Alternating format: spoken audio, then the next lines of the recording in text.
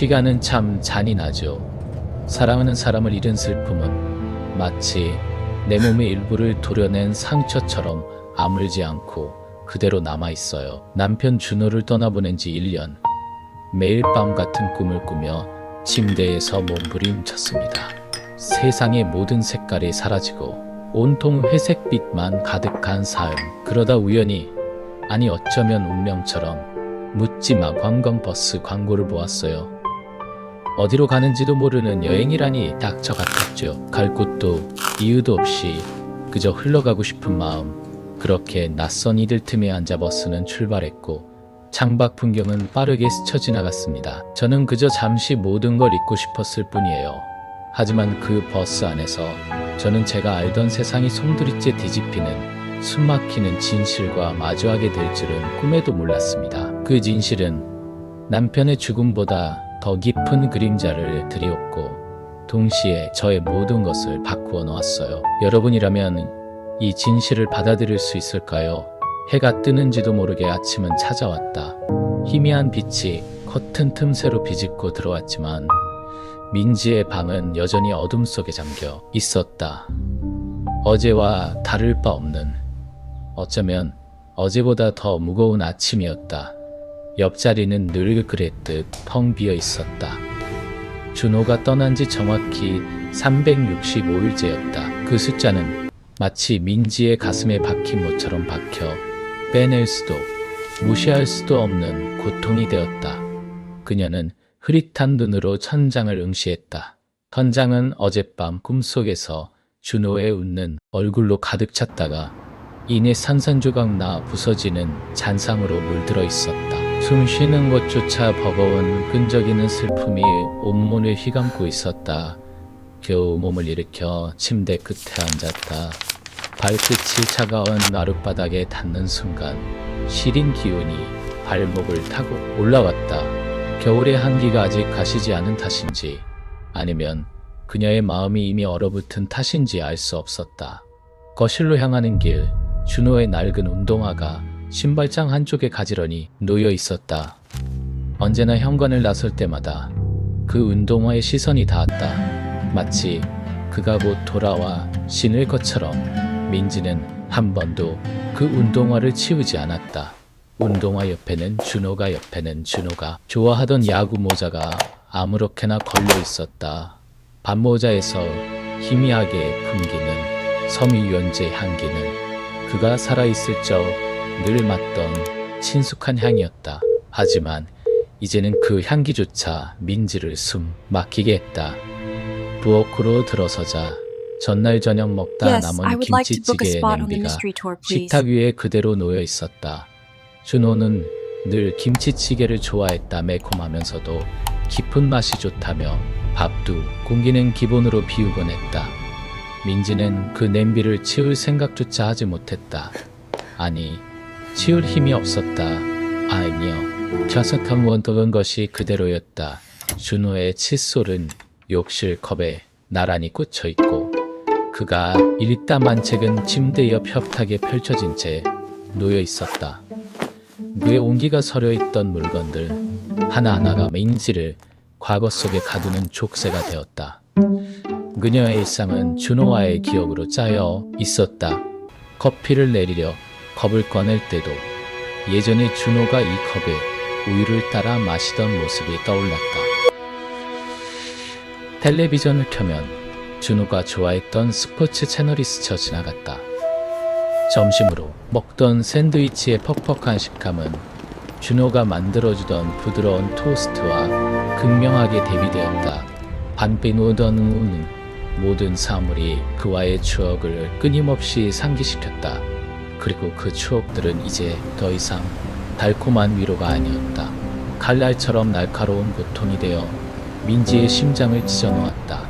사랑했던 기억들이 이토록 잔인할 수 있다는 것을 그녀는 준호를 잃고 나서야 알았다.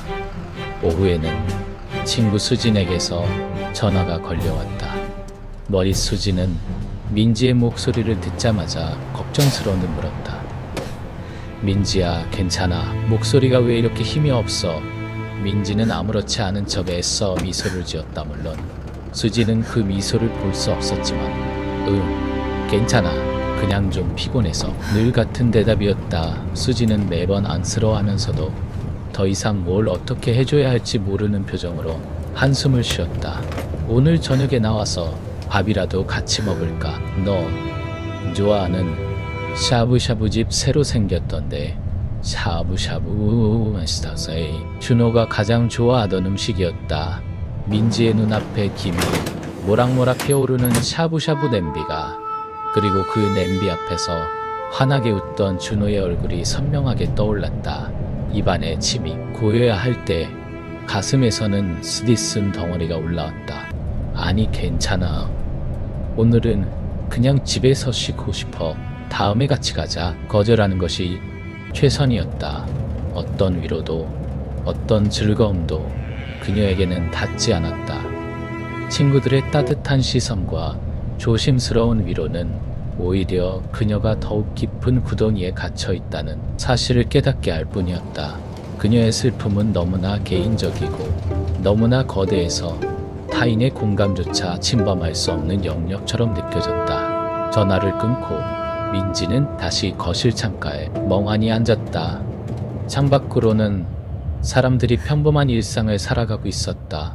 손을 잡고 걷는 연인들, 유모차를 미는 엄마들, 제잘거리며 뛰어가는 아이들. 그들의 행복한 모습은 민지에게는 마치 다른 행성의 풍경처럼 느껴졌다. 자신만 이 세상에서 분리되어 혼자만 멈춰버린 것 같았다. 시간은 멈춰버렸는데 세상은 너무나 아무렇지 않게 흘러가고 있었다. 그것이 그녀를 더 아프게 했다. 해가 뉘엿뉘엿 넘어가고 방 안에는 옅은 노을빛이 스며들었다. 붉은 빛은 벽을 타고 흘러내리며 준호와 함께 찍은 결혼사진 액자에 잠시 머물렀다. 속의 두 사람은 한없이 행복해 보였다. 환하게 웃는 준호의 눈빛은 민지를 향해 있었고 민지의 발은 준호의 허리를 꼭 감싸고 있었다. 그때의 나는 세상의 전부를 가진 듯 행복했는데, 그때의 나는 이 순간이 영원할 거라 믿었는데. 민지는 액자를 천천히 쓰다듬었다. 유리 위로 차가운 온기가 손끝에 닿았다. 그 온기는 그녀의 심장까지 파고들어 차갑게 얼어붙은 슬픔을 더욱 깊게 만들었다. 매일 밤 잠자리에 들 때마다 그녀는 같은 질문을 스스로에게 던졌다. 이 고통은 언제 끝날까? 무아일스의 코미야오 사회노가가하노. 이 삶은 정말 계속되어야 하는 걸까? 그녀는 더 이상 버틸 힘이 없었다. 어느 세상은 온통 회색빛으로 물들었고 아무것도 그녀를 끌어올릴 수 없었다. 깊은 쉬면 속으로 가라앉는 배처럼 민지는 서서히 침잠하고 있었다. 어딘가로, 아무도 없는 곳으로, 모든 것을 잊을 수 있는 곳으로 도망치고 싶었다. 그것이 어디든 상관없었다.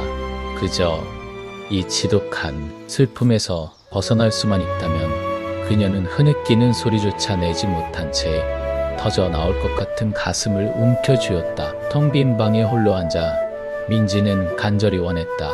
어떤 식으로든 이 모든 것을 끝낼 방법을, 아니 차라리 이 모든 것에서 벗어날 수 있는 탈출구를. 그녀는 어둠 속에서 무언가를 찾듯 눈을 감았다. 아무것도 보이지 않는 어둠 속에서 그녀는 겨우 숨을 쉬었다. 더 이상은, 정말 더 이상은 견딜 수 없었다. 해가 뜨는지도 모르게 아침은 찾아왔다. 희미한 빛이 커튼 틈새로 비집고 들어왔지만 민지의 방은 여전히 어둠 속에 잠겨 있었다. 어제와 다를 바 없는, 어쩌면 어제보다 더 무거운 아침이었다. 옆자리는 늘 그랬듯 텅 비어 있었다. 준호가 떠난 지 정확히 365일째였다. 그 숫자는 마치 민지의 가슴에 박힌 못처럼 박혀 빼낼 수도 무시할 수도 없는 고통이 되었다. 그녀는 흐릿한 눈으로 천장을 응시했다. 천장은 어젯밤 꿈속에서 준호의 웃는 얼굴로 가득 찼다가 이내 산산조각 나 부서지는 잔상으로 물들어 있었다. 숨쉬는 것조차 버거운 끈적이는 슬픔이 온몸을 휘감고 있었다. 겨우 몸을 일으켜 침대 끝에 앉았다. 발끝이 차가운 마룻바닥에 닿는 순간 시린 기운이 발목을 타고 올라왔다. 겨울의 한기가 아직 가시지 않은 탓인지 아니면 그녀의 마음이 이미 얼어붙은 탓인지 알 수 없었다. 거실로 향하는 길, 준호의 낡은 운동화가 신발장 한쪽에 가지런히 놓여 있었다. 언제나 현관을 나설 때마다 그 운동화에 시선이 닿았다. 마치 그가 곧 돌아와 신을 것처럼 민지는 한 번도 그 운동화를 치우지 않았다. 운동화 옆에는 준호가 좋아하던 야구 모자가 아무렇게나 걸려 있었다. 밤모자에서 희미하게 풍기는 섬유유연제의 향기는 그가 살아있을 적 늘 맡던 친숙한 향이었다. 하지만 이제는 그 향기조차 민지를 숨 막히게 했다. 부엌으로 들어서자 전날 저녁 먹다 남은 김치찌개 냄비가 식탁 위에 그대로 놓여 있었다. 준호는 늘 김치찌개를 좋아했다. 매콤하면서도 깊은 맛이 좋다며 밥도 공기는 기본으로 비우곤 했다. 민지는 그 냄비를 치울 생각조차 하지 못했다. 아니, 치울 힘이 없었다. 번번 오든 것이 그대로였다. 준호의 칫솔은 욕실컵에 나란히 꽂혀있고 그가 읽다만 책은 침대 옆 협탁에 펼쳐진 채 놓여 있었다. 그의 온기가 서려있던 물건들 하나하나가 민지를 과거 속에 가두는 족쇄가 되었다. 그녀의 일상은 준호와의 기억으로 짜여 있었다. 커피를 내리려 컵을 꺼낼 때도 예전에 준호가 이 컵에 우유를 따라 마시던 모습이 떠올랐다. 텔레비전을 켜면 준호가 좋아했던 스포츠 채널이 스쳐 지나갔다. 점심으로 먹던 샌드위치의 퍽퍽한 식감은 준호가 만들어주던 부드러운 토스트와 극명하게 대비되었다. 밤이 오던 순간이 모든 사물이 그와의 추억을 끊임없이 그 추억들은 이제 더 이상 달콤한 위로가 아니었다. 칼날처럼 날카로운 고통이 되어 민지의 심장을 찢어 넣었다. 사랑했던 기억들이 이토록 잔인할 수 있다는 것을 그녀는 준호를 잃고 나서야 알았다. 오후에는 친구 수진에게서 전화가 걸려왔다. 수진은 민지의 목소리를 듣자마자 걱정스러운 듯 물었다. 민지야, 괜찮아? 목소리가 왜 이렇게 힘이 없어? 민지는 아무렇지 않은 척 애써 미소를 지었다. 물론 수지는 그 미소를 볼 수 없었지만 괜찮아. 그냥 좀 피곤해서 늘 같은 대답이었다. 수지는 매번 안쓰러워하면서도 더 이상 뭘 어떻게 해줘야 할지 모르는 표정으로 한숨을 쉬었다. 오늘 저녁에 나와서 밥이라도 같이 먹을까? 너 좋아하는 샤브샤브집 새로 생겼던데. 샤브샤브, 준호가 가장 좋아하던 음식이었다. 민지의 눈앞에 김이 모락모락 피어오르는 샤브샤브 냄비가, 그리고 그 냄비 앞에서 환하게 웃던 준호의 얼굴이 선명하게 떠올랐다. 입안에 침이 고여야 할 때 가슴에서는 쓰디쓴 덩어리가 올라왔다. 아니, 괜찮아. 오늘은 그냥 집에서 쉬고 싶어. 다음에 같이 가자. 거절하는 것이 최선이었다. 어떤 위로도 어떤 즐거움도 그녀에게는 닿지 않았다. 친구들의 따뜻한 시선과 조심스러운 위로는 오히려 그녀가 더욱 깊은 구덩이에 갇혀 있다는 사실을 깨닫게 할 뿐이었다. 그녀의 슬픔은 너무나 개인적이고 너무나 거대해서 타인의 공감조차 침범할 수 없는 영역처럼 느껴졌다. 전화를 끊고 민지는 다시 거실 창가에 멍하니 앉았다. 창밖으로는 사람들이 평범한 일상을 살아가고 있었다. 손을 잡고 걷는 연인들, 유모차를 미는 엄마들, 제잘거리며 뛰어가는 아이들, 그들의 행복한 모습은 민지에게는 마치 다른 행성의 풍경처럼 느껴졌다. 나심만 이 세상에서 분리되어 혼자만 멈춰버린 것 같았다. 시간은 멈춰버렸는데 세상은 너무나 아무렇지 않게 흘러가고 있었다. 그것이 그녀를 더 아프게 했다. 해가 뉘엿뉘엿 넘어가고 방 안에는 옅은 노을빛이 스며들었다. 붉은 빛은 벽을 타고 흘러내리며 준호와 함께 찍은 결혼사진 액자에 잠시 머물렀다. 속의 두 사람은 한없이 행복해 보였다. 하완하게 웃는 준호의 눈빛은 민지를 향해 있었고 민지의 팔은 준호의 허리를 꼭 감싸고 있었다. 그때의 나는 세상의 전부를 가진 듯 행복했는데 그때의 나는 이 순간이 영원할 거라 믿었는데 민지는 액자를 천천히 쓰다듬었다. 유리 위로 차가운 온기가 손끝에 닿았다. 그 온기는 그녀의 심장까지 파고들어 차갑게 얼어붙은 슬픔을 더욱 깊게 만들었다.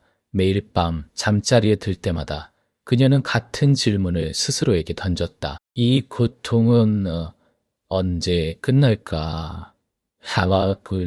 고통은 언제 끝날까? 이 삶은 정말 계속되어야 하는 걸까? 그녀는 더 이상 버틸 힘이 없었다. 세상은 온통 회색빛으로 물들었고 아무것도 그녀를 끌어올릴 수 없었다. 깊은 심연 속으로 가라앉는 배처럼 민지는 서서히 침잠하고 있었다. 어딘가로, 아무도 없는 곳으로, 모든 것을 잊을 수 있는 곳으로 도망치고 싶었다. 그것이 어디든 상관없었다. 그저 이 지독한 없었다. 슬픔에서 벗어날 수만 있다면 그녀는 흐느끼는 소리조차 내지 못한 채 터져 나올 것 같은 가슴을 움켜쥐었다. 텅 빈 방에 홀로 앉아 민지는 간절히 원했다. 어떤 식으로든 이 모든 것을 끝낼 방법을 아니 차라리 이 모든 것에서 벗어날 수 있는 탈출구를 그녀는 어둠 속에서 무언가를 찾듯 눈을 감았다.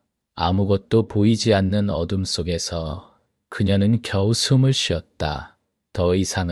정말 더 이상은 견딜 수 없었다. 시간은 정말 잔인했다. 내 온몸을 갉아먹는 듯한 슬픔은 남편 준호를 잃은 그날부터 단 한순간도 나를 놓아주지 않았다.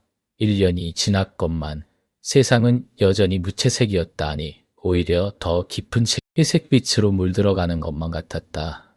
매일 밤 나는 같은 꿈속에서 허우적거렸다. 버차가운 아스팔트 위, 붉은 피와 뒤엉킨 잔해들, 그리고 그 한가운데 고요히 잠든 준호의 얼굴숨이 턱 막히는 고통의 잠에서 깨어나면 온몸이 땀으로 축축했다. 젖은 베개를 끌어안고 새벽녘까지 울다 지쳐 잠드는 것이 내 일상이었다. 하루는 마트에서 장을 보던 중이었다. 정신없이 카트를 밀며 지나다 낡은 게시판에 붙어있는 전단 하나가 눈에 들어왔다. 묻지마 광광, 떠나보세요.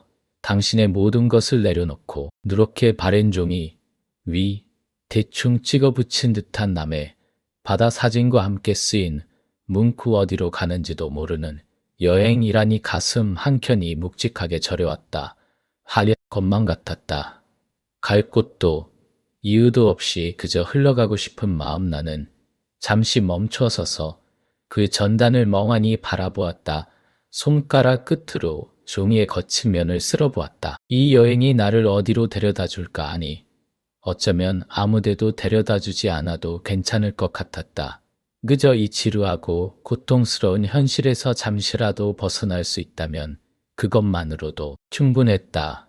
며칠 뒤 나는 작은 배낭 하나를 메고 약속된 장소에 나갔다. 새벽 공기는 차가웠지만 나의 마음은 그보다 더 싸늘했다. 더 짙은 안개 속에서 낡은 관광버스 한 대가 모습을 드러냈다. 네은타나달록한 그림과 함께 청춘관광이라는 글씨가 촌스럽게 박혀 있었다.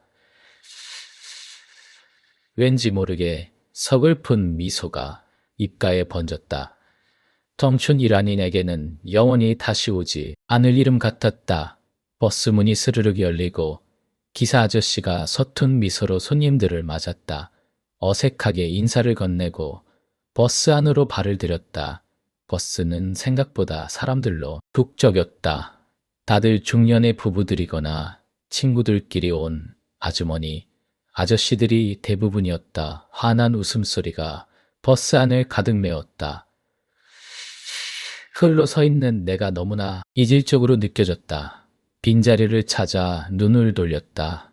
건창가 쪽 맨 뒤편에 짐을 놓기 좋게 의자를 약간 기울여 놓은 자리가 보였다. 나는 그곳으로 향했다.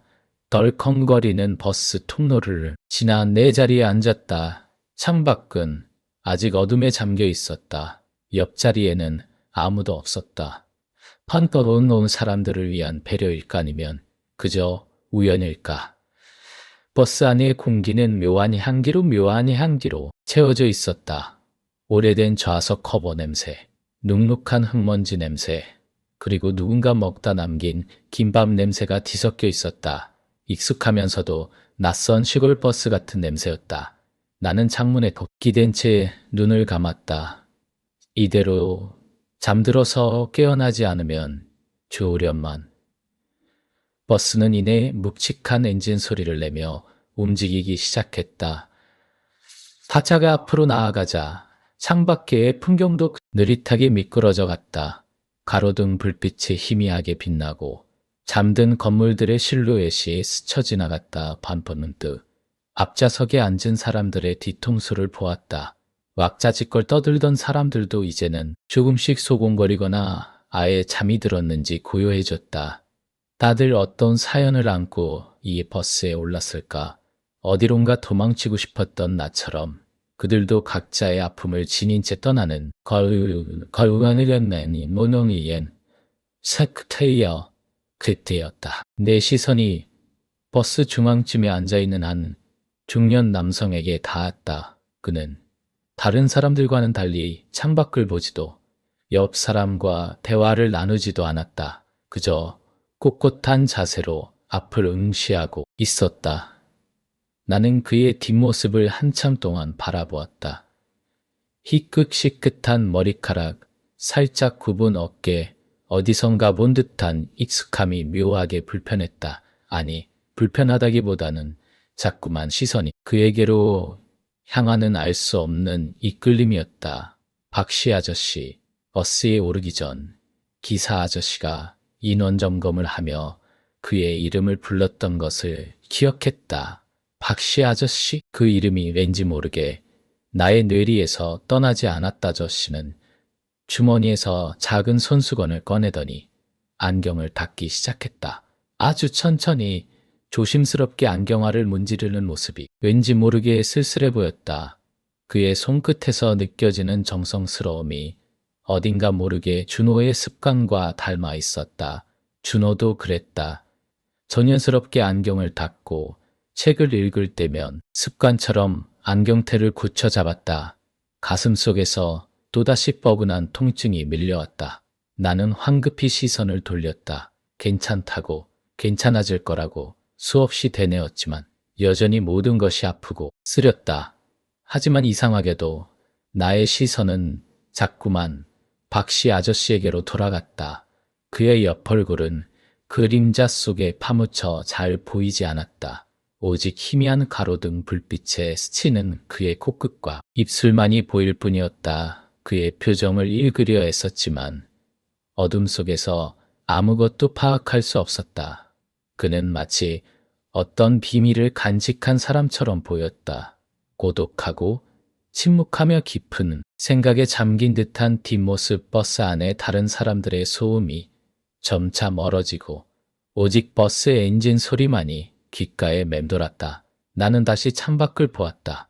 어둠 속을 뚫고 달린 버스. 나의 목적지는 어디일까? 정말 어디에도 닿지 않는 곳으로 향하는 것일까? 창문에 비친 내 얼굴은 여전히 공허한 눈빛으로 가득했다.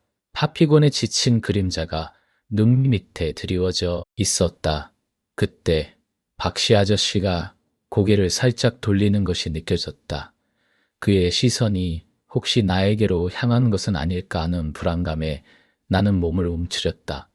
하지만 그는 그저 다시 앞을 바라볼 뿐이었다. 나는 그에게서 시선을 뗄 수가 없었다. 아니, 뗄 수가 없었다기보다는 떼고 싶지 않았는지도 모른다.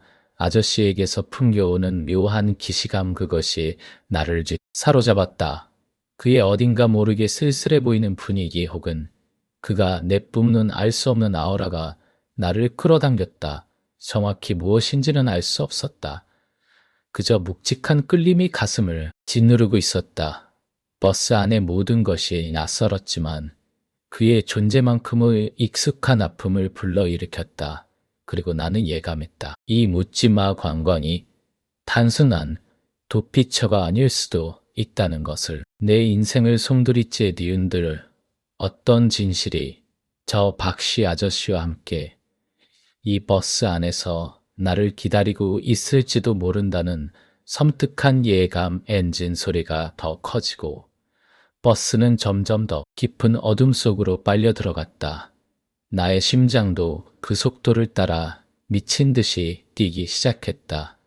마어나 다음은 그 아무것도 알 수 없는 불안감과 동시에 무언가를 마주해야 할 것 같은 강렬한 예감에 사로잡혀 흐르는 하의 반어 하드에는 이 여행의 끝에는 과연 무엇이 있을까? 나는 희미한 달빛 아래서 박씨 아저씨의 뒷모습을 응시하며 숨을 죽였다. 그리고 버스는 어디로 향하는지도 모른 채 밤의 장막을 가르며 달리고 또 달렸다. 달퇴의 견맛상을 단너껴 달렸다. 텅 빈 도시를 벗어나자 푸른 산과 논밭이 번갈아 창밖을 스쳤습니다. 버스 안은 처음에 어색함이 가시고 왁자지껄한 웃음소리로 채워졌습니다. 흥겨운 트로트 가락이 희미하게 깔렸고 아주머니들은 삶은 달걀과 김밥을 나눠 먹으며 수다를 떨었습니다. 그 북적거림 속에서 저는 오히려 더 깊은 고독 속으로 잠겨들었습니다. 준호를 잃은 후 제 세상은 흑백 필름 같았는데 여기서는 잠시나마 컬러 사진 속 풍경을 마주하는 기분이 들었습니다. 아무것도 묻지 않고 그저 흐르는 대로 나를 맡길 수 있다는 생각에 굳게 닫혔던 마음 한 구석이 아주 작게 열리는 듯 했습니다. 차가운 유리창에 기댄 볼은 진동과 함께 미지근해졌고 느슨해진 마음의 끈 위로 작은 평화가 내려앉았습니다. 새로운 공기, 낯선 얼굴들, 그리고 어디로 가는지 알 수 없는 이 막연함이 저를 잠시 슬픔의 늪에서 건져 올리는 듯 했습니다. 그때였습니다. 제 시야에 들어온 한 뒷모습이 있었습니다. 박씨 아저씨라고 자신을 소개했던 앞자리 2칸 정도 떨어진 곳에 앉은 중년의 남자였습니다. 그는 왠지 모르게 눈길을 끌었습니다. 옆자리 아주머니와 스스럼 없이 웃고 떠들다가도 창밖을 바라볼 때는 홀로 깊은 생각에 잠긴 듯한 표정을 지었습니다. 그가 팔짱을 끼는 습관, 고개를 살짝 기울여 먼 곳을 응시하는 모습에서 저는 어렴풋한 기시감을 느꼈습니다. 그럴 리 없었습니다. 그저 제 마음이 지쳐서 그리움이 깊어져서 헛것을 보는 것일 뿐이라고 애써 제 자신을 다독였습니다. 준호가 떠난 후 저는 온 세상에서 그의 흔적을 찾아 헤맸으니까요. 길을 걷다가 스치는 뒷모습에 심지어는 아무 상관없는 노래, 가사에서도 그의 얼굴을 떠올리곤 했습니다. 그래서 지금 이 순간 느껴지는 낯선 감정 또한 저의 지친 환상일 뿐이라고 치부하려 했습니다. 한참을 달리던 버스는 잠시 휴게소에 멈춰 섰습니다. 사람들은 일제히 버스에서 내려 각자 허리를 펴고 화장실로 향하거나 길거리 음식을 사 먹기 위해 부산하게 움직였습니다. 저는 굳이 내리지 않고 창가에 앉아 쉬고 싶었습니다. 창밖으로는 튀김 냄새와 핫바 굽는 냄새가 뒤섞여 희미하게 흘러 들어왔습니다. 그때 박씨 아저씨도 버스에서 내렸다가 잠시 후 다시 버스로 돌아왔습니다. 손에는 따뜻한 커피 한 잔과 작은 종이봉투를 들고 있었습니다. 자리에 앉으려 몸을 틀던 그가 옆자리 아주머니에게 무언가를 건네며 낮은 목소리로 웃었습니다. 아이고, 이걸 또 다 사셨네. 아주머니의 말에 그가 작게 괜찮아요, 괜찮아 하고 대꾸했습니다. 순간 제 심장이 쿵 하고 내려앉는 듯 했습니다. 그 짧으면에 괜찮아요, 괜찮아. 그건 준호가 늘 습관처럼 내뱉던 말이었습니다. 내가 사소한 부탁을 하거나 미안해할 때면 항상 그 웃음기 어린 목소리로 그렇게 말하곤 했습니다. 제 귀가 잘못 들었을 리 없었습니다. 온몸의 감각이 곤두서는 것을 느꼈습니다. 숨을 들이쉬는 것이 뻑뻑하게 느껴졌고 쿵쾅거리는 심장 소리가 귓속을 가득 채웠습니다. 아니, 예, 우연일 뿐이야. 세상이 괜찮아요 라고 말하는 사람이 얼마나 많은데 애써 냉정하게 생각하려 했지만 그의 목소리에서 준호의 잔상이 너무나 또렷하게 스쳐 지나갔습니다. 위로 차가운 소름이 돋아났습니다. 다시 버스는 출발했고 휴게소의 풍경은 빠른 속도로 멀어져 갔습니다. 창밖은 더욱 푸른 산들로 이어졌습니다. 제 시선은 어느새 박씨 아저씨에게 고정되어 있었습니다. 그는 종이봉투에서 호두 과자를 꺼내 먹으며 여전히 옆자리 아주머니와 웃고 있었습니다. 그의 손가락 마디마디 호두 과자를 집어 올린 작은 동작에서도 익숙한 느낌이 스며 나오는 듯 했습니다. 그때 그가 잠시 입을 닦으려 주머니에서 손수건을 꺼냈습니다. 하얀 면 손수건이었습니다. 끝부분에 작게 수놓아진 남색 실의 이니셜 지아차. 그것을 본 순간 제 눈앞이 하얘지는 것 같았습니다. 온몸에 피가 역류하는 듯한 충격이었습니다. 준호의 영문 이니셜이었습니다. 아니, 말도 안 돼. 이건 착각일 거야. 누군가의 이니셜일 뿐이야. 흔하디흔한 이니셜이잖아. 하지만 제 머릿속은 이미 혼돈에 휩싸였습니다. 가슴속에서 차오르는 섬뜩한 기운은 마치 어두운 심연에서부터 솟아오르는 검은 안개 같았습니다. 손발이 얼음장처럼 차가워졌고 식은 땀이 등줄기를 타고 흘러내렸습니다. 손수건에 새겨진 이니셜은 제 시선을 잡아 끌었고 아무리 외면하려 해도 끈질기게 저를 붙들었습니다. 그는 제 시선을 의식한 듯 순간 뒤를 돌아보았습니다. 정확히 저를 향한 시선은 아니었지만 그의 움직임에 저는 화들짝 놀라며 고개를 숙였습니다. 심장이 미친 듯이 날뛰었습니다. 그가 눈치챘을까? 내가 지금 그의 손수건을 보았다는 것을. 머릿속에는 셀 수 없이 많은 질문들이 폭풍처럼 휘몰아쳤습니다. 이건 단순한 우연이 아니었습니다. 너무나 많았습니다. 발에 그의 영어로 발매했습니다. 이 낯선 버스 안에서 묻지마 관광이라는 이름 아래 모인 낯선 사람들 틈에서 왜 하필 그에게서 준호의 잔상이 이토록 짙게 느껴지는 것일까요? 그의 말투, 그의 행동, 그리고 이제는 그가 지닌 물건까지 하나하나가 제 영혼을 뒤흔들었습니다. 가슴을 짓누르는 불안감과 함께 걷잡을 수 없는 호기심이 저를 사로잡았습니다. 저는 그저 모든 걸 잊고 싶었을 뿐인데 오히려 잊고 싶었던 모든 것들이 이 버스 안에서 섬뜩한 형태로 다시 나타나는 듯했습니다. 제 시선은 다시 조심스럽게 그의 뒷모습으로 향했습니다. 그는 여전히 편안한 얼굴로 창밖을 바라보고 있었습니다. 하지만 저는 더 이상 아무렇지 않게 그를 바라볼 수 없었습니다. 제 마음은 이미 걷잡을 수 없는 혼란과 의심, 그리고 무서운 진실에 대한 예감으로 가득 차 있었습니다. 이 여행이 저를 어디로 데려다 줄지, 그리고 그 끝에서 제가 어떤 진실과 마주하게 될지 저는 알 수 없었습니다만 한 가지 확실한 것은 제 삶이 또다시 거대한 소용돌이 속으로 빨려 들어가기 시작했다는 사실이었습니다.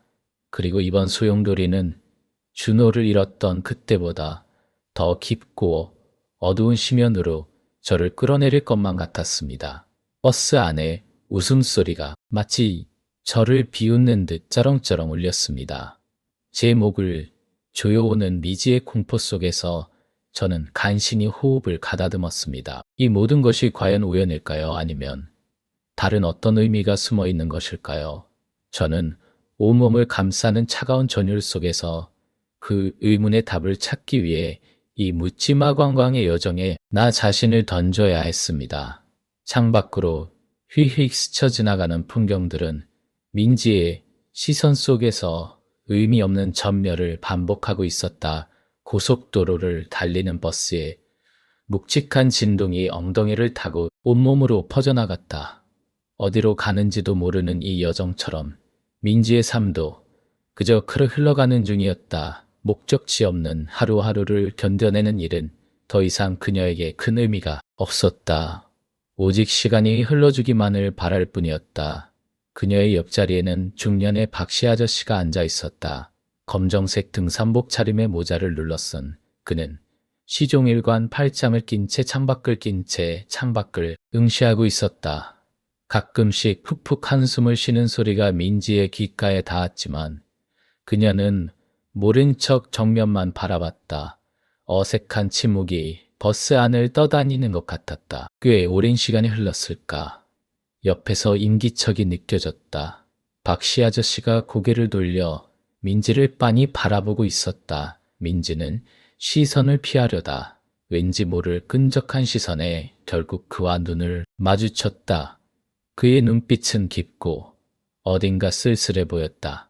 아가씨도 혼자 오셨나 봐요.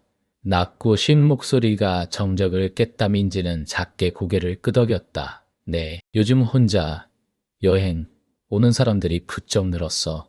그가 짧게 혀를 찼다. 다들 무슨 사연 하나씩은 안고 사는 거지. 그의 말에는 깊이를 알 수 없는 체념이 깃들어 있었다. 민지는 대꾸할 말을 찾지 못했다. 그녀의 사연은 너무 무거워서 굳이 꺼내 보이고 싶지 않았다. 아저씨는 다시 창밖으로 시선을 던지는가 싶더니 이내 다시 민지를 향해 고개를 돌렸다. 그런데 아가씨는 참 낯이 익네. 그의 눈동자가 민지의 얼굴 위를 천천히 훑었다. 민지는 괜스레 불편해져서 목덜미가 뻣뻣해지는 것을 느꼈다. 제가요, 어딘가에서 본 적이 있는 것 같아. 그의 표정은 진심으로 기억을 더듬는 듯 했다. 혹시 옛날에 강서구에 살지 않았어? 뜬금없는 질문에 민지는 심장이 쿵 내려앉는 것 같았다. 강서구는 남편 준호와 결혼하기 전 민지가 부모님과 함께 살았던 동네였다. 지금은 재개발로 흔적도 없이 사라진 추억 속의 장소였다. 네, 어떻게 아세요? 민지의 목소리에는 당혹감이 스며 있었다. 그녀가 고개를 살짝 기울이자 박씨 아저씨는 푸스스 웃었다. 내가 그 동네에서 꽤 오래 살았거든. 그의 눈빛이 아련한 향수를 담고 있었다. 아가씨, 아버님, 철공소 하셨지. 이번에는 민지의 얼굴에서 핏기가 가셨다. 아버지는 민지가 20살이 되던 해에 돌아가셨고 철공소는 그 후로 바로 문을 닫았다. 그의 질문은 너무나 구체적이고 정확했다. 이 버스에서 이 낯선 남자와 이런 대화를 나눌 줄은 상상도 못했다. 네, 맞아요. 민지는 떨리는 목소리로 겨우 대답했다. 박씨 아저씨는 고개를 끄덕이며 옅은 미소를 지었다. 하긴 벌써 20년도 넘은 이야기네. 그가 아련한 표정으로 창밖을 바라봤다. 그 동네의 아가씨 같은 얼굴은 흔치 않았거든. 네, 그의 말에 민지는 더 이상 할 말을 잃었다. 그는 정말로 민지의 과거를 알고 있는 듯했다. 이것이 단순한 우연일까 아니면 이 묻지마광기라는 이름처럼 알 수 없는 운명이 그녀를 이곳으로 이끈 것일까. 얼마 후 버스는 휴게소에 들렀다. 사람들이 우르르 내리는 사이 민지는 의자에 앉아 한숨을 돌렸다. 박씨 아저씨는 따뜻한 커피를 한 잔 들고 그녀의 옆에 다시 앉았다. 갓 내린 커피의 고소한 향이 버스 안을 채웠다. 아까 아가씨 보는데 문득 옛날 생각이 나더군. 그가 컵을 만지작거리며 말했다. 아가씨 남편 준호 씨도 그 동네에 살았었지. 난모네나 살았었지. 그 순간 민지의 심장이 쿵 하고 바닥으로 떨어지는 것 같았다. 준호의 이름이 그의 입에서 나오다니, 그것도 이렇게 아무렇지도 않게 얼굴이 하얗게 질린 민지는 숨조차 제대로 쉴 넣었었다. 네. 목소리가 찢어질 듯 갈라져 나왔다. 그녀의 눈동자가 불안하게 흔들렸다. 박씨 아저씨는 민지의 동요를 눈치채지 못한 듯 그저 잔잔한 미소를 지을 뿐이었다. 준호 씨, 내가 젊을 때 일하던 흥장 사장님 아들이었어. 머릿속이 텅 비는 기분이었다. 준호가 어렸을 때 공장 사장님 아들이었다고 민지는 준호가 평범한 집안에서 자랐다고만 알고 있었다. 그는 늘 자신의 과거에 대해 깊이 이야기하는 거슬거려 했다. 그저 몇 번의 우연한 기회에 단편적인 이야기를 들었을 뿐이었다. 이 남자가 말하는 준호의 모습은 민지가 알고 있던 그와는 전혀 달랐다. 공장 사장님, 이요. 민지는 거의 속삭이듯 물었다. 그의 눈빛에는 의문과 혼란이 가득했다. 박씨 아저씨는 고개를 끄덕였다. 그때 준호 씨가 얼마나 철이 없었는지 몰라. 그의 목소리에는 비난보다는 어딘가의 특함이 묻어 있었다. 어린 나이에 돈 좀 있다고 건방지게 굴다가 결국 크게 사고를 쳤지. 사고 준호가 민지는 입을 꾹 다물었다. 준호는 늘 책임감 강하고 성실한 사람이었다. 그에게서 사고라는 단어는 상상조차 해본 적이 없었다. 사고라니 어떤 사고를 말씀하시는 거예요? 민지의 손끝이 차갑게 식어갔다. 박씨 아저씨는 씁쓸한 미소를 지었다. 그때 준호 씨 아버님 공장이 갑자기 어려워졌어. 커피를 한 모금 마신 그가 말을 이었다. 어린 준호 씨가 그걸 어떻게든 막아보려고 했었나 봐. 그의 눈빛이 먼 과거를 회상하는 듯 아련해졌다. 자기 멋대로 공장 자재를 팔아치우고 그걸로 주식 투자를 했지. 민지의 눈이 휘둥그레졌다. 주식 투자 준호는 주식은 도박이라며 평생 손도 대지 않겠다던 사람이었다. 결국 공장 자재는 다 날리고 공장은 부도나고 말았어. 박씨 아저씨의 목소리는 너무나 담담해서 오히려 더 큰 충격으로 민지에게 다가왔다. 그의 말 한마디 한마디가 망치처럼 민지의 가슴을 내리쳤다. 이것은 민지가 알던 준호의 가려운 준호의 모습이 아니었다. 이것은 그가 그녀에게 단 한 번도 보여주지 않았던 어쩌면 숨기고 싶어 했던 과거였다. 준호 씨의 아버님은 그 충격으로 병을 얻으셨고 결국 얼마 못 가 돌아가셨지. 그의 목소리는 여전히 차분했다 하지만 민지의 세상은 산산조각이 나는 듯했다. 가슴이 답답하고 숨이 턱 막혔다. 이 모든 것이 사실이란 말인가? 사랑했던 남편이 그녀에게 이런 엄청난 비밀을 숨기고 있었다는 말인가? 그녀는 자신을 둘러싼 모든 것이 거짓이었던 것 같은 기분이 들었다. 준호의 죽음으로 인한 슬픔이 채 가시기도 전에 그녀는 또 다른 종류의 배신감과 혼란에 휩싸였다. 왜 준호 씨는 제게 아무 말도 해주지 않았을까요? 민지는 겨우 목소리를 짜냈다. 눈물이 터져 나올 것 같았지만 억지로 참았다. 박씨 아저씨는 민지의 눈을 지그시 바라봤다. 그의 시선에는 연민과 함께 묘한 깊이가 담겨 있었다. 아마 아가씨가 알면 싫어할까봐 그랬겠지. 그의 말은 칼날처럼 민지의 심장을 꿰뚫었다. 민지는 준호가 자신에게 말하지 않은 과거 때문에 자신을 싫어할 것이라고 생각하지 않았다. 오히려 준호가 그토록 힘든 과거를 혼자 감당해 왔다는 사실에 마음이 찢어지는 듯했다. 동시에 왜 그가 자신에게 솔직하지 못했을까 하는 섭섭함도 밀려왔다. 그녀가 알던 준호는 어디까지가 진실이었을까? 그의 웃음, 그의 사랑, 그의 모든 것이 갑자기 뿌옇게 흐려지는 것 같았다. 박씨 아저씨는 다시 커피를 한 모금 마시더니 조금 더 작은 목소리로 말을 이었다. 준호 씨가 그 일로 평생 죄책감을 안고 살았을 거야.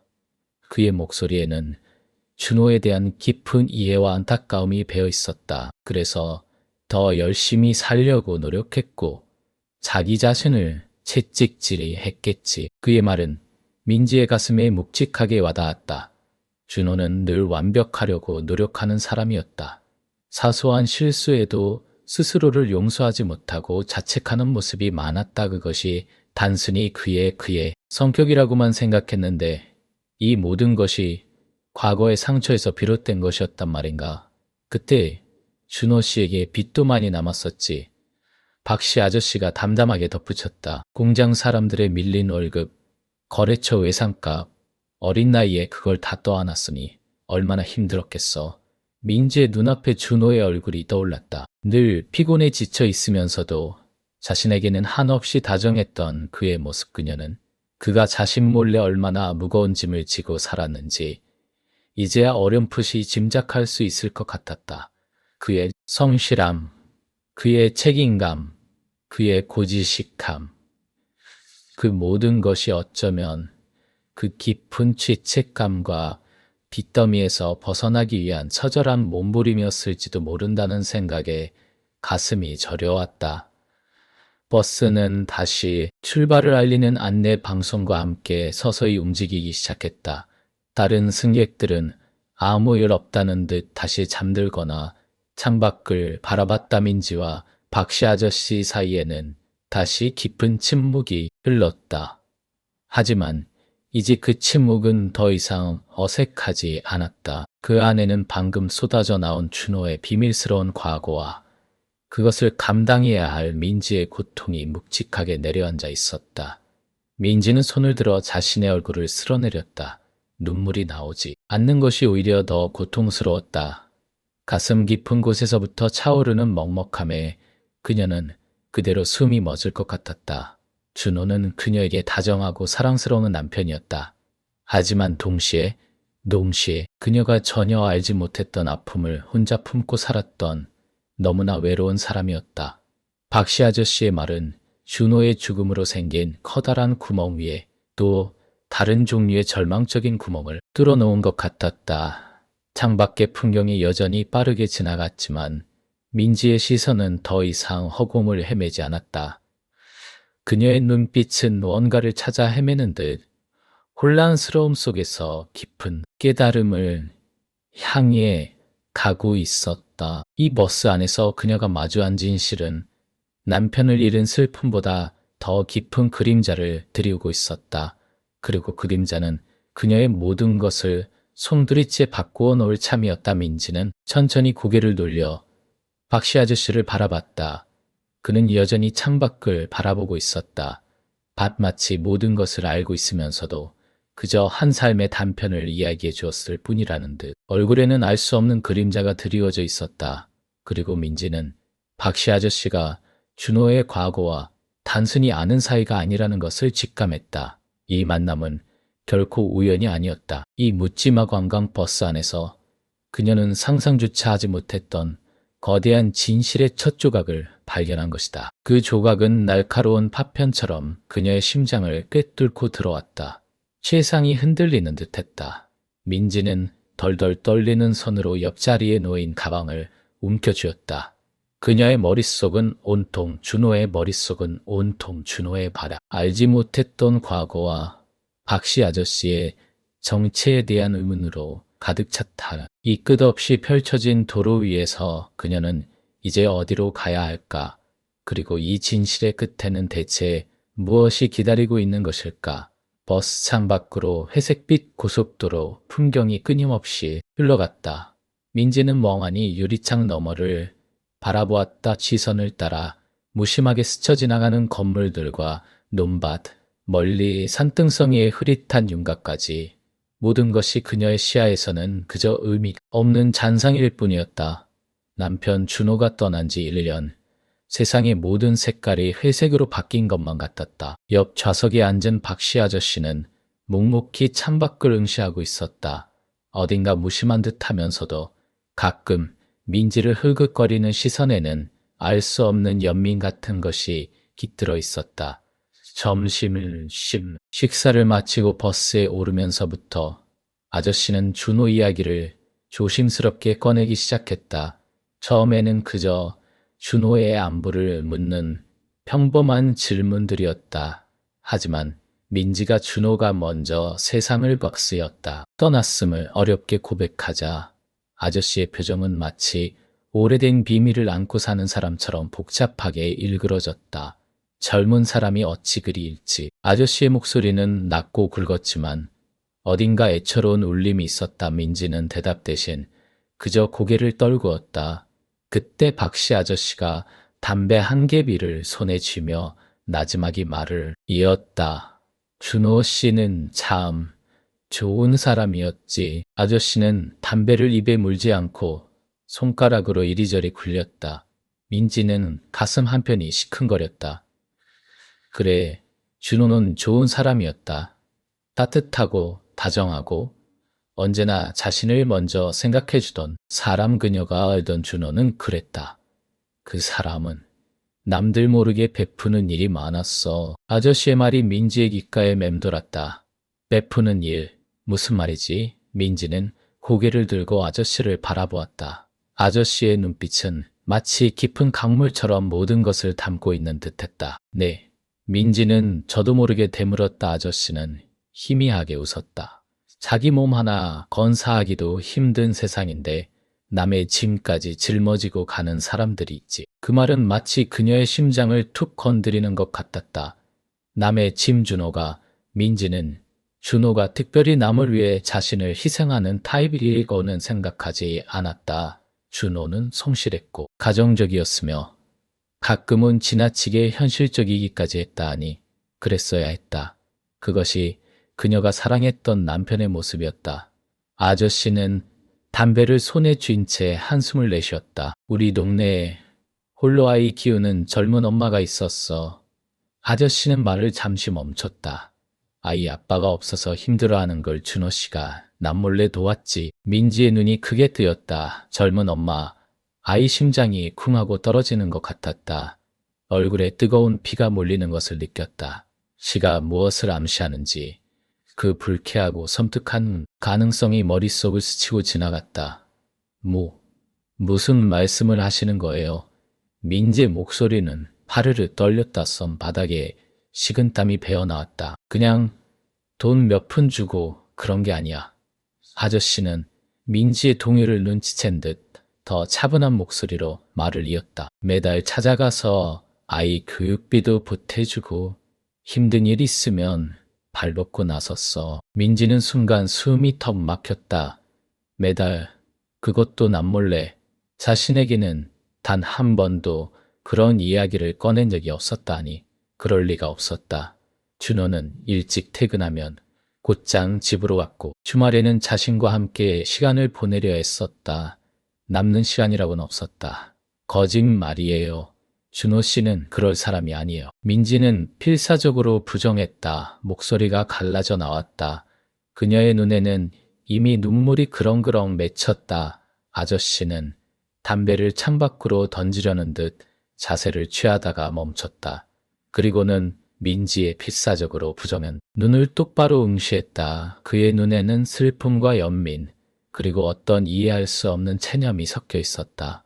민지 씨가 아는 준호 씨는 준호 씨의 반쪽짜리 삶이었을 수도 있어. 그 말은 탈날처럼 민지의 심장을 꿰뚫었다. 반쪽짜리 삶. 그녀가 지난 10년간 함께했던 사랑스러운 남편의 삶이 고작 반쪽짜리였다고. 그녀는 준호의 모든 것을 알고 있다고 믿었다. 그의 꿈, 그의 고민, 그의 작은 습관까지도. 하지만 아저씨의 말은 그녀의 믿음을 산산조각 내는 망치 같았다. 그 젊은 엄마는 준호 씨에게 거의 목숨을 믿졌다고 했어. 아저씨는 다시 창밖으로 시선을 돌렸다. 창밖의 풍경은 아까보다 더 빠르게 흐르는 듯했다.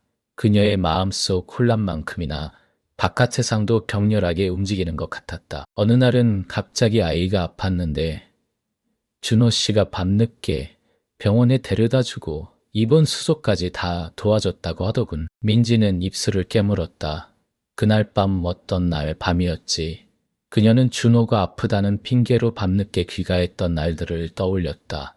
야근이라며 늦게 들어오던 날들, 급한 회식이라며 피곤한 얼굴로 돌아오던 날들. 그녀는 그 모든 것을 아무 의심 없이 받아들였다. 그녀는 준호를 믿었으니까 이제 와서 그 믿음이 무너지는 소리가 온몸의 뼈마디에서 들리는 듯했다. 정말 그렇게 중요한 일이었다면 저에게 말했을 거예요? 민지는 거의 울부짖듯이 말했다. 손이 떨리고 심장이 너무 세게 뛰어 숨쉬기가 어려웠다. 어쩌면 말할 수 없었던 걸지도 모르지. 아저씨의 목소리는 여전히 낮고 차분했다. 하지만 그 차분함이 민지를 더 불안하게 만들었다. 사람마다 자기만의 사정이 있는 법이니까 그에는 쓰이면은 그리워의 하정이 있는 법이니까. 박씨 아저씨는 주머니에서 꾸깃꾸깃한 손수건을 꺼내더니 무언가를 감싸서 민지에게 내밀었다. 민지는 조심스럽게 그것을 받아들었다.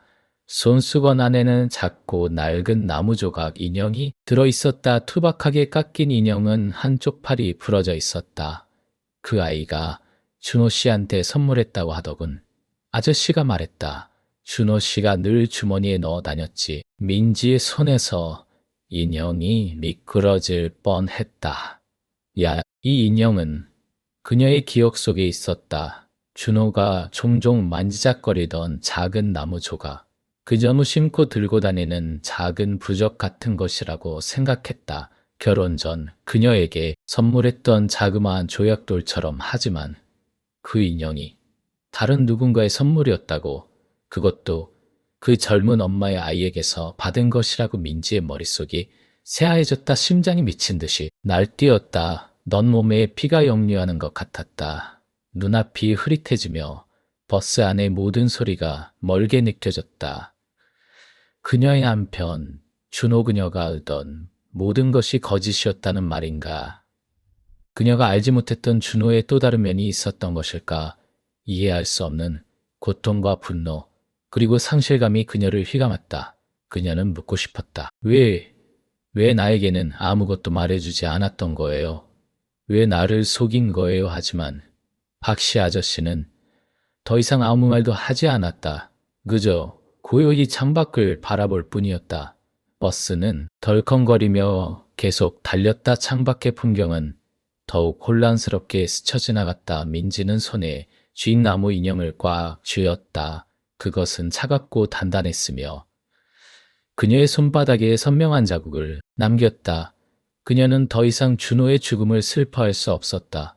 슬픔은 이미 다른 감정들, 알 수 없는 진실의 그림자에 파묻혀 버렸다. 남편의 죽음이 정말 사고였을까? 아니면 그가 짊어졌던 어떤 짐 때문에 발생한 일이었을까? 그녀는 자신이 믿어왔던 모든 것을 재구성해야 한다는 끔찍한 진실과 마주했다. 버스의 흔들림 속에서 민지는 눈을 감았다. 넌 몸의 간몸의 세포 하나하나가 비명을 지르는 것 같았다. 냉정한 스이는 것 같나? 감이야만이여 하마사우마사의 이 묻지마관광 버스는 대체 어디로 향하고 있는 걸까? 그리고 이 혼란스러운 여행의 끝에서 그녀는 어떤 준호를 마주하게 될까? 그녀는 아무것도 알 수 없었다. 그저 버스가 멈추지 않고 계속 달려나가기를 바랄 뿐이었다. 이 알 수 없는 진실의 심연 속으로 버스 창밖으로 회색빛 고속도로 풍경이 끊임없이 흘러갔다. 민지는 멍하니 유리창 너머를 바라보았다. 더 시선을 따라 무심하게 스쳐 지나가는 건물들과 논밭, 멀리 산등성이의 흐릿한 윤곽까지 모든 것이 그녀의 시야에서는 그저 의미 없는 잔상일 뿐이었다. 남편 준호가 떠난 지 1년. 세상의 모든 색깔이 회색으로 바뀐 검은 가스리엔 크온. 너무 삿탔다. 옆 좌석에 앉은 박씨 아저씨는 묵묵히 창밖을 응시하고 있었다. 어딘가 무심한 듯 하면서도 가끔 민지를 흐긋거리는 시선에는 알 수 없는 연민 같은 것이 깃들어 있었다. 점심시티 식사를 마치고 버스에 오르면서부터 아저씨는 준호 이야기를 조심스럽게 꺼내기 시작했다. 처음에는 그저 준호의 안부를 묻는 평범한 질문들이었다. 하지만 민지가 준호가 먼저 세상을 거치고 떠났음을 어렵게 고백하자 아저씨의 표정은 마치 오래된 비밀을 안고 사는 사람처럼 복잡하게 일그러졌다. 젊은 사람이 어찌 그리 일찍. 아저씨의 목소리는 낮고 굵었지만 어딘가 애처로운 울림이 있었다. 민지는 대답 대신 그저 고개를 떨구었다. 그때 박씨 아저씨가 담배 한 개비를 손에 쥐며 나지막이 말을 이었다. 니언텐 너 씨는 참. 니오는 사람이었지. 아저씨는 담배를 입에 물지 않고 손가락으로 이리저리 굴렸다. 민지는 가슴 한편이 시큰거렸다. 그래, 준호는 좋은 사람이었다. 따뜻하고 다정하고 언제나 자신을 먼저 생각해주던 사람. 그녀가 알던 준호는 그랬다. 그 사람은 남들 모르게 베푸는 일이 많았어. 아저씨의 말이 민지의 귓가에 맴돌았다. 베푸는 일. 무슨 말이지? 민지는 고개를 들고 아저씨를 바라보았다. 아저씨의 눈빛은 마치 깊은 강물처럼 모든 것을 담고 있는 듯했다. 네. 민지는 저도 모르게 되물었다. 아저씨는 희미하게 웃었다. 자기 몸 하나 건사하기도 힘든 세상인데 남의 짐까지 짊어지고 가는 사람들이 있지. 그 말은 마치 그녀의 심장을 툭 건드리는 것 같았다. 남의 짐. 민지는 준호가 특별히 남을 위해 자신을 희생하는 타입이라고는 생각하지 않았다. 준호는 성실했고 가정적이며 가끔은 지나치게 현실적이기까지 했다니 그랬어야 했다. 그것이 그녀가 사랑했던 남편의 모습이었다.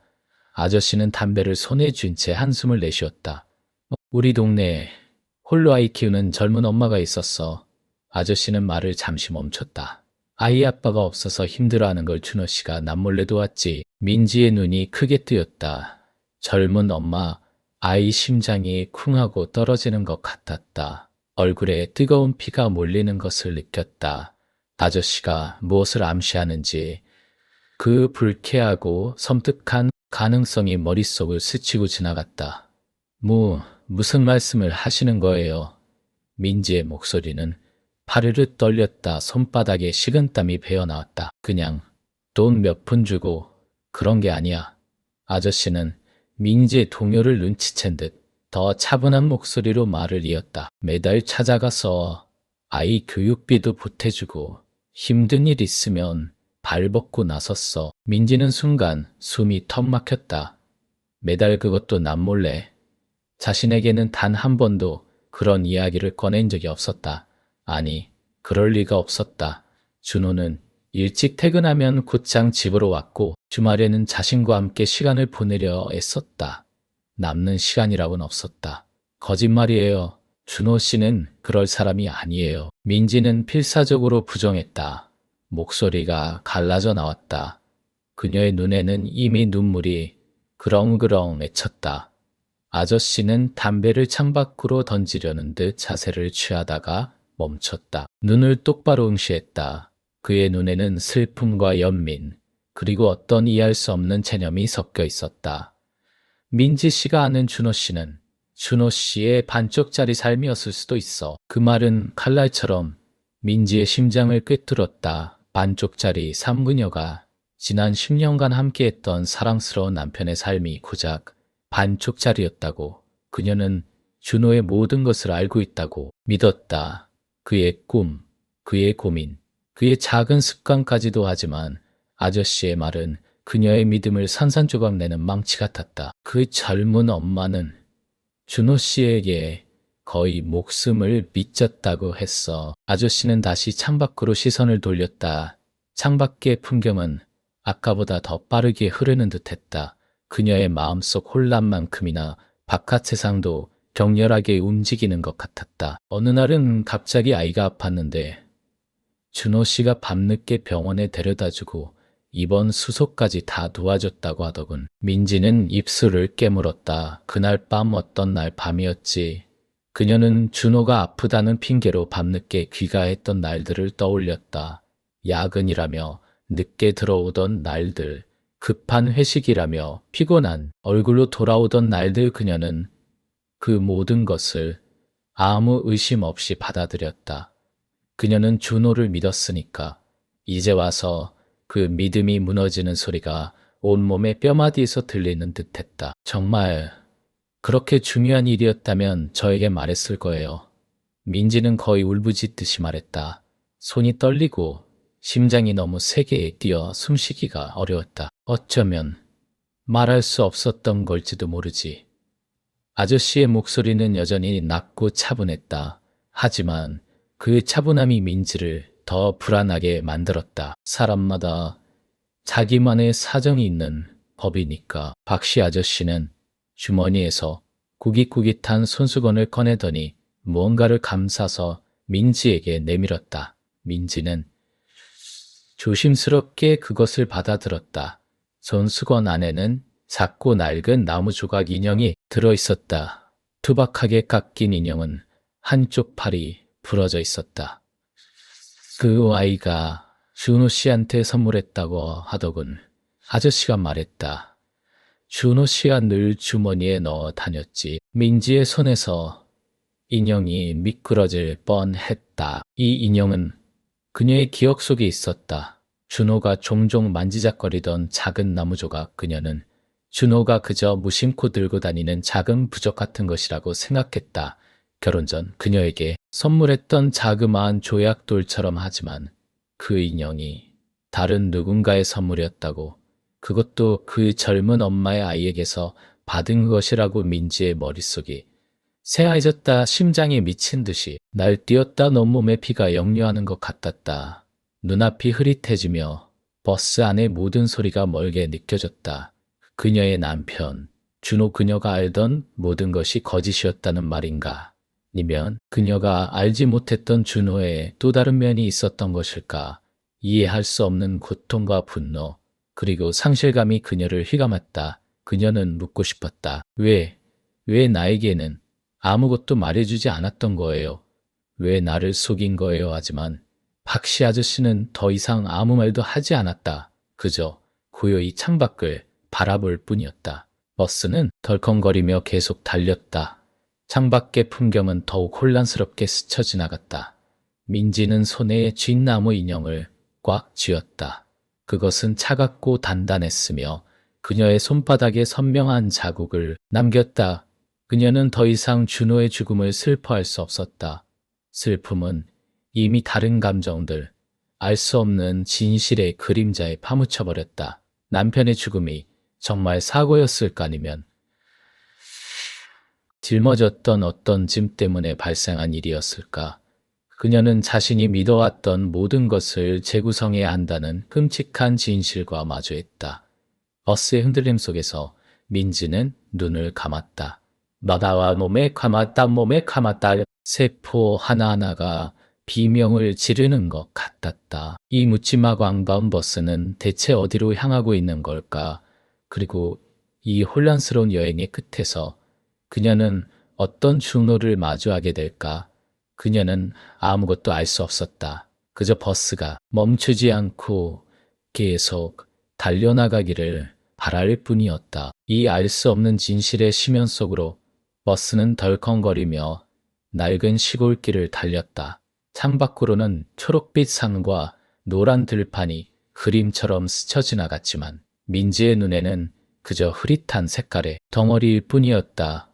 어깨에 걸친 스카프의 까슬한 감촉만이 그녀가 어딘가에 앉아 있다는 것을 희미하게 일깨웠다. 남편 준호를 떠나보낸 지 1년. 매일 밤 꿈속에서 그를 잃는 밤, 꿈속에서 그를 잃는 악몽을 꾸었고 아침마다 젖은 베개에 얼굴을 묻고 흐느꼈다.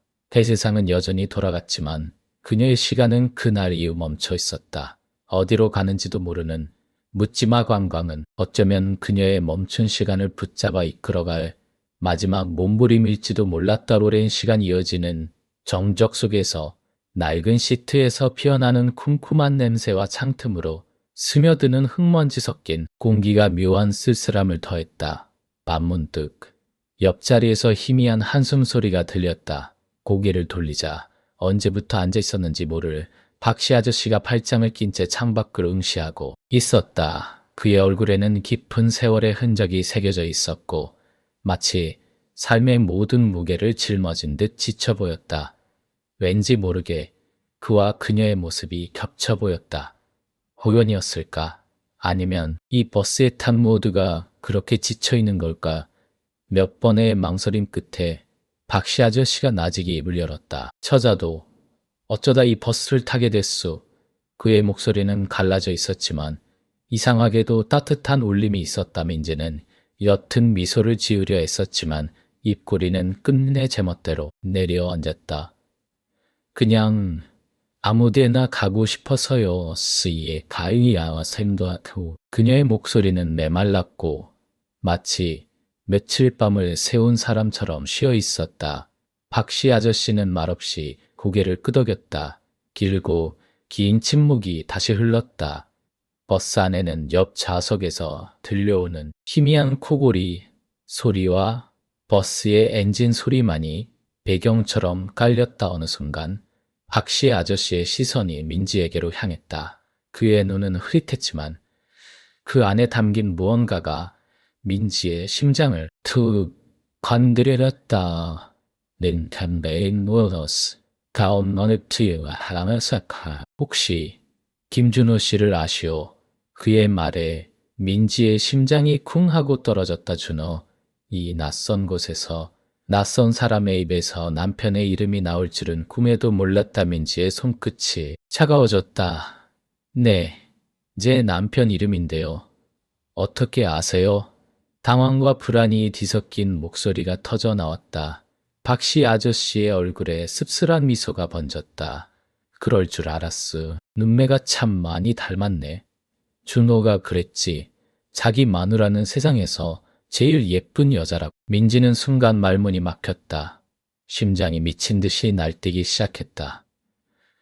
그는 누구지? 준호와 무슨 관계일까? 혼란스러운 질문들이 머릿속을 스쳐 지나갔다.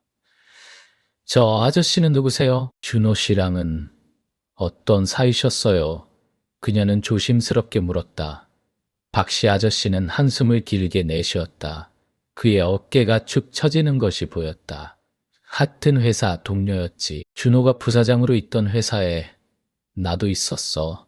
준호가 부사장으로 있던 회사. 민지는 눈살을 찌푸렸다. 준호는 평범한 직장인이었다. 부사장이라니 한 번도 들어본 적 없는 이야기였다. 죄송하지만 제 남편은 평범한 회사원이었습니다. 부사장이라뇨. 박씨 아저씨는 씁쓸하게 웃으며 고개를 저었다. 그래, 그랬겠지. 준호는 아무에게도 말하지 않았으니까. 특히 처자에게는 더더욱. 그의 말은 묘한 예감을 불러일으켰다. 어렴풋한 불안감이 민지의 가슴을 파고들었다. 뭘 말하지 않았다는 거죠. 민지의 목소리는 미세하게 떨리고 있었다. 박씨 아저씨는 주저하는 듯 보였다. 그는 창밖을 한참 응시하다가 마치 결심이라도 한 듯 다시 민지를 돌아보았다.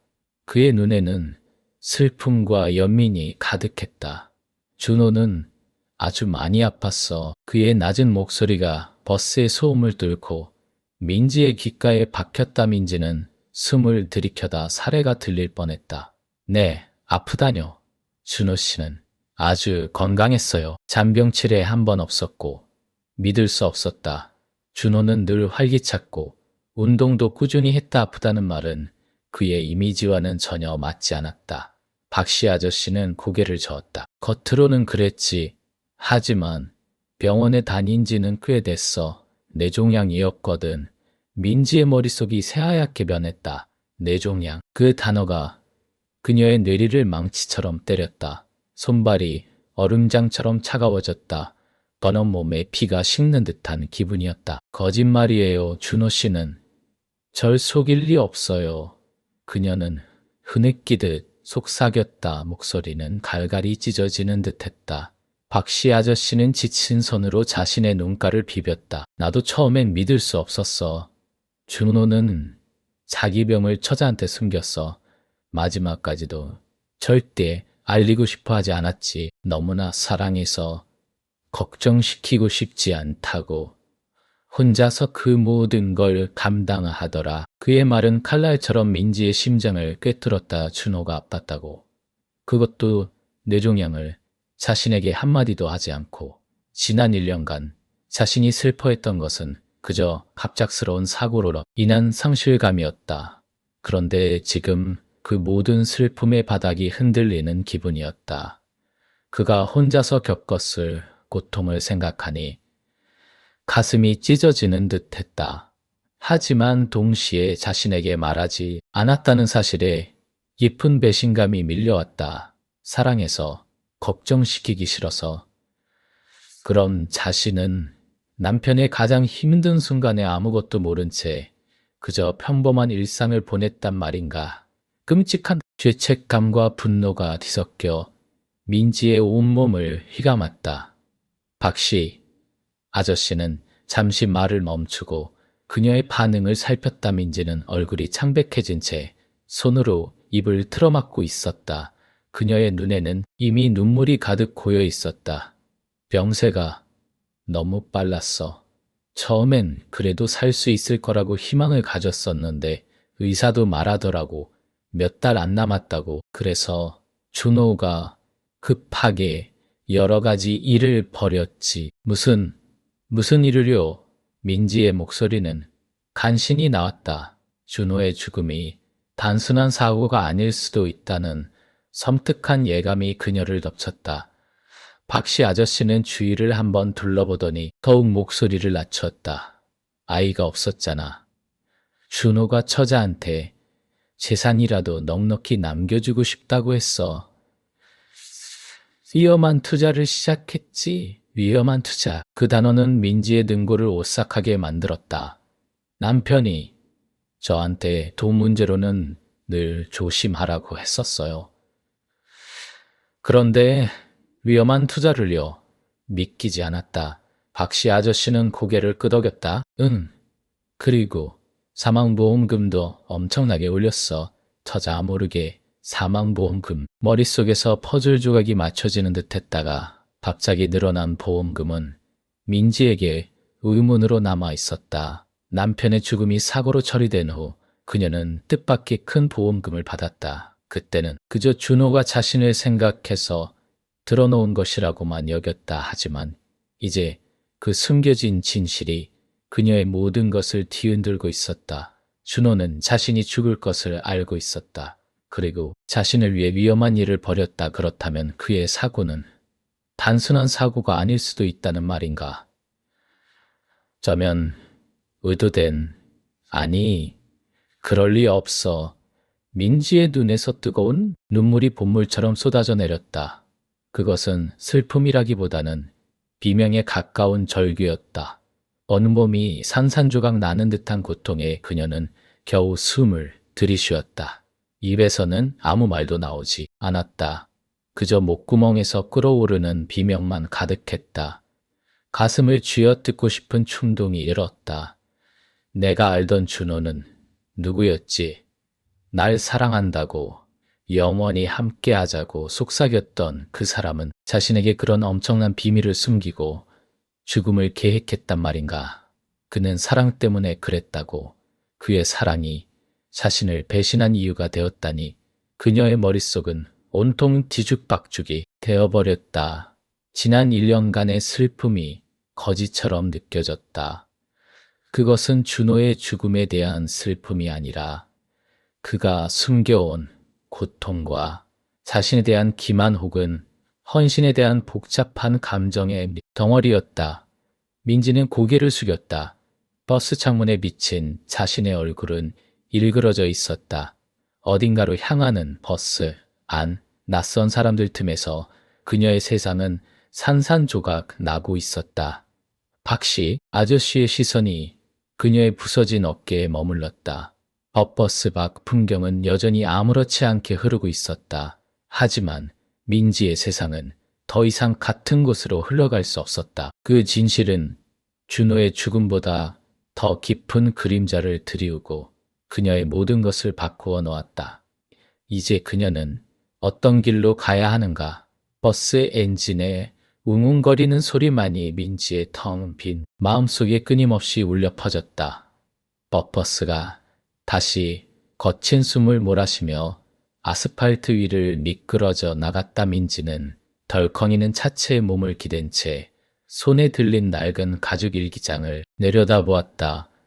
그것은 준호의 것이었다. 오래된 가죽 특유의 쌉쌀하고 눅진한 냄새가 희미하게 코끝을 스쳤다. 번시트, 깊숙한 곳, 등받이와 자판 사이에 낀 채 누구의 눈에도 띄지 않았을 이 일기장이 왜 하필 오늘 이 버스에서 민지에게 발견되었을까? 마치 준호가 그녀를 이끌어 이곳에 앉힌 것만 같았다. 일기장 안에는 꼼꼼한 필체로 쓰인 글씨들과 함께 몇 장의 얇은 의무 기록지가 끼워져 있었다. 반테어나선 병원의 이름, 복잡한 의학 용어들, 그리고 마지막으로 명확하게 찍힌 진행성 신경 퇴행성 질환이라는 진단명. 차가운 얼음물 속에 잠긴 듯 쿵 하고 가라앉았다. 몸 안에 피가 일순간 모두 빠져나가는 것처럼 현기증이 일었다. 댄디너. 일회상이 온통 뿌옇게 흐려지는 것 같았다. 지금까지 그녀가 알던 준호의 마지막은 운전 부주의로 인한 안타까운 오해 사고였다. 그렇게만 믿어왔다. 그것이 그녀의 슬픔의 전부였다. 하지만 일기장 속 준호의 고백은 그 사고가 단순한 사고가 아니었음을 처절하게 말해주고 있었다. 민지야, 내가 너에게 이 진실을 영원히 숨기려 했던 건 내가 또 한 번 그런 고통을 겪는 걸 볼 수 없었기 때문이야. 한다. 준호의 글씨는 비뚤거렸지만 한 글자 한 글자에 스며든 고통과 사랑은 선명하게 민지의 가슴을 찢어 놓았다. 그녀의 어머니는 10년 넘게 알 수 없는 병으로 고통받다 세상을 떠났다. 민지는 어린 나이에 그 모든 과정을 지켜봐야 했고 그 상실감은 그녀의 삶에 깊은 그림자를 드리웠다. 할까봐 두려워했다. 그는 그녀를 지키기 위해 병을 숨기고 마지막까지 그녀에게 아무것도 알리지 않은 채 혼자서 모든 걸 감당했다. 그리고 심지어는 자신의 마지막 순간까지도 그녀의 고통을 덜어주려 했다. 버스 창밖으로 스쳐 지나가는 푸른 산과 붉은 단풍잎들이 비현실적으로 느껴졌다. 민지는 입술을 꽉 깨물었다. 쓰디 쓴 새 맛이 났다. 아무것도 몰랐던 지난 1년의 시간이 그녀를 송두리째 무너뜨렸다. 절망과 배신감, 그리고 말로 형용할 수 없는 슬픔이 뒤섞여 목구멍까지 치밀어 올랐다. 어떻게 나에게 이럴 수 있어? 그녀의 입에서 억눌린 신음이 터져나왔다. 그녀는 준호가 그녀를 사랑하지 않았다고 생각했다. 결혼 5년 동안 두 사람에게 아이가 없었던 것도, 그가 언제부턴가 유독 몸을 사리고 과묵해졌던 것도, 모든 것이 퍼즐처럼 맞춰지기 시작했다. 그의 마지막 모습, 사고 직전 그가 홀로 떠났던 여인들, 그리고 이 묻지마 광기라는 버스까지. 이 버스가 향하던 곳이 어쩌면 준호가 마지막으로 병원을 찾았던 곳일 수도 있겠다는 불길한 예감이 스쳤다. 옆자리 아주머니가 귤 하나를 건넸다. 아가씨, 얼굴이 너무 안 좋아 보여. 이거라도 좀 먹어. 아주머니의 따뜻한 손길에 민지는 화들짝 놀라 고개를 들었다. 아주머니는 걱정스러운 눈빛으로 민지를 바라보고 있었다. 민지는 애써 미소 지으며 고개를 저었다. 입안이 온통해 마르고 텁텁해서 아무것도 삼킬 수 없을 것 같았다. 박버스 안에는 나지막한 트로트 가락이 흘렀지만 민지의 귀에는 아무것도 들리지 않았다. 오직 준호의 일기장 속 글씨들만이 맴돌았다. 그가 혼자 감당해야 했던 고통의 시간들, 그녀 몰래 병원을 찾아다니고 약을 삼키며 서서히 죽음을 준비했던 그의 외로운 뒷모습이 눈앞에 그려졌다. 그의 사랑은 너무나 커서 그녀를 위해 자신을 기꺼이 희생하는 방식이었다. 하지만 그 희생은 민지에게 깊은 상처로 남았다. 왜 그는 자신에게 솔직하지 못했을까? 함께 슬퍼하고 함께 고통을 나누고 함께 이겨낼 수는 없었던 걸까? 버스는 굽이굽이 산길을 따라 한참을 달렸다. 타운 밖으로는 가을의 끝자락을 붙잡은 풍경들이 빠르게 지나갔다. 붉게 물든 단풍잎들이 바람에 흔들리며 떨어지고 있었다. 민지는 일기장을 품에 안은 채 조용히 눈을 감았다. 그의 사랑과 희생이 그녀를 질식시키는 동시에 묘한 안도감을 주었다. 이제야 그녀는 준호의 마지막이 단순한 불행이 아니었음을, 그가 그녀를 위해 선택한 마지막 사랑의 방식이었음을 어렴풋이 이해할 수 있었다. 그것은 절망적인 진실이었지만 동시에 그녀가 준호를 비로소 완전히 이해하게 된 순간이기도 했다. 그의 죽음은 그녀에게 깊은 절망을 안겨주었지만 이제 그 절망 속에는 헤아릴 수 없는 사랑의 무게가 함께 놓여 있었다. 그녀의 슬픔은 더 이상 이유 없는 공허가 아니었다. 그것은 그가 그녀에게 남긴 마지막 선물이자 그녀가 평생 짊어지고 가야 할 지독하게 아름다운 짐이었다. 버스는 작은 휴게소에 멈춰섰다. 민지는 비틀거리는 몸으로 버스에서 내렸다. 차가운 산바람이 그녀의 뺨을 스쳤다. 시린 공기가 폐속으로 깊숙이 파고들었다. 휴게소 한쪽에 있는 작은 매점에서 따뜻한 믹스커피를 샀다. 종이컵을 감싸주자 온기가 손끝으로 전해졌다. 쌉쌀하고 달콤한 커피 향이 어지러웠던 머릿속을 조금이나마 정리해주는 듯했다. 민지는 벤치에 앉아 저 멀리 펼쳐진 산등성이를 바라보았다. 더는 통 회색빛으로만 보이던 세상에 희미하게나마 색깔이 보이기 시작했다. 짙푸른 소나무 숲, 바위 틈새에 피어난 이름 모를 들꽃, 흙길 위를 조심스레 걷는 노부부의 모습까지 번번없이 너무나 선명하게 다가왔다. 준호가 사랑했던 세상이 바로 이런 것이었을까? 그러는 이 모든 것이었을까? 것을 뒤로 한 채 오직 민지 한 사람만을 위해 그 고통스러운 비밀을 짊어졌을 것이다. 그의 희생은 민지에게 세상을 다시 볼 수 있는 새로운 눈을 주었다. 그녀의 눈에 고였던 눈물이 마침내 한 방울씩 뺨을 타고 흘러내렸다. 따뜨겁고 짜릿한 액체가 턱선을 따라 흘러내렸다. 그것은 단순한 슬픔의 눈물이 아니었다. 준호에 대한 원망과 후회, 그리고 그를 이해하게 된 아픈 깨달음이 뒤섞인 복합적인 감정의 눈물이었다. 그녀는 이제 더 이상 준호의 죽음을 운명적인 사고로만 생각할 수 없었다. 그것은 그가 그녀에게 남긴 너무나도 아프고 강렬한 사랑의 증거였다. 버스는 다시 출발했고 해질녘 노을이 창밖을 붉게 물들였다. 민지는 일기장을 다시 펼쳐 마지막 페이지를 읽었다. 민지야, 부디나 없이도 행복하게 살아줘. 나의 삶은 너로 인해 완성되었어. 너의 삶 또한 빛나기를 바라. 그의 간절한 바람이 그녀의 가슴을 먹먹하게 했다. 그녀는 행복해질 수 있을까? 그를 떠나보낸 슬픔을 온전히 딛고 일어설 수 있을까? 하지만 적어도 이제 그녀의 슬픔은 절망만을 의미하지 않았다. 그 속에는 그의 거대한 사랑과 희생이라는 새로운 의미가 더해져 있었다. 버스가 종착지에 다다랐을 때 밤은 이미 깊어져 있었다. 어둠 속에서 도시의 불빛들이 점점이 박혀 반짝였다.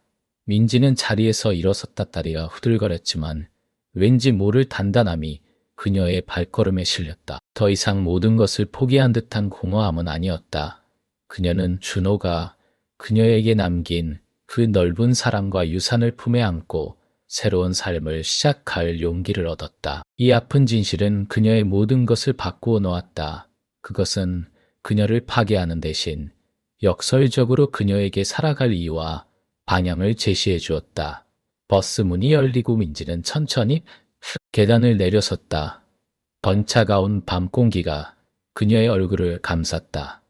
그녀는 밤하늘을 올려다보았다.